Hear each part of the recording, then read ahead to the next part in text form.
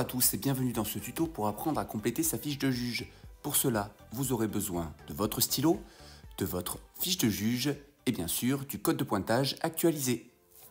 Ces zones en rouge présentent tout ce que les sauteurs doivent compléter.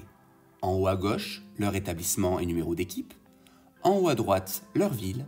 Et enfin, les enchaînements des 3 sauteurs. Après avoir renseigné les prénoms dans l'ordre de passage, chaque sauteur doit écrire minutieusement son enchaînement dans l'ordre précis où il effectuera les figures. Pour cela, le sauteur, ici Luc, note son entrée. Il doit écrire exactement ce qui est noté sur le code de pointage dans la ligne Entrée. Puis, il renseigne le nombre de points que cette entrée lui rapporte. Une entrée ne peut pas être bonifiée, c'est pour cela que les cases correspondantes aux bonifications sont déjà barrées. Il renseigne ensuite le nom de chaque figure, puis sa catégorie.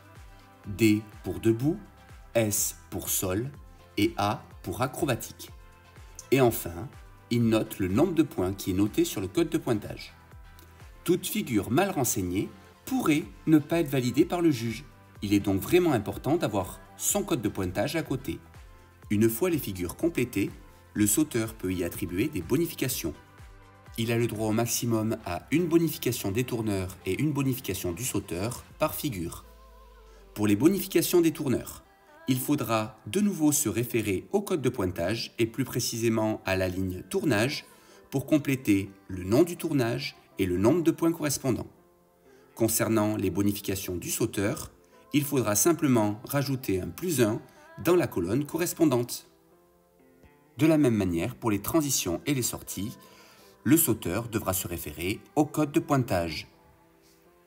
Nouveauté cette année, chaque sauteur ne peut effectuer que 4 figures maximum par catégorie. Au-delà, les figures ne seront pas comptabilisées. Le sauteur suivant peut alors compléter son enchaînement. Ici, on voit que c'est un enchaînement très facile avec une entrée en marchant qui vaut 2 points, 2 figures debout, cancan et cloche-pied qui valent 1 point, pas bonifiées, et enfin, une transition directe qui vaut 1 point. A noter qu'avec la nouvelle règle mise en place des 4 figures maximum par catégorie, il est dorénavant possible de faire uniquement 2 figures dans une seule catégorie, comme vu à l'écran.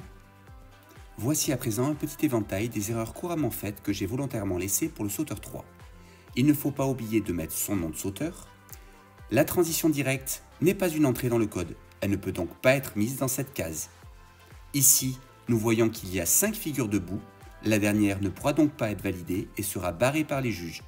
Le sauteur a choisi de mettre 2 bonifications sur la figure saut écart. C'est impossible. S'il ne fait pas de choix, aucune bonification ne comptera. Enfin, la sortie simple n'existe pas sur le code. Elle ne peut donc être comptabilisée. Vous l'aurez compris, nous vous invitons à bien se référer au code de pointage pour compléter cette fiche. J'espère que les informations vont vous aider à ne plus faire d'erreurs. À bientôt en compétition.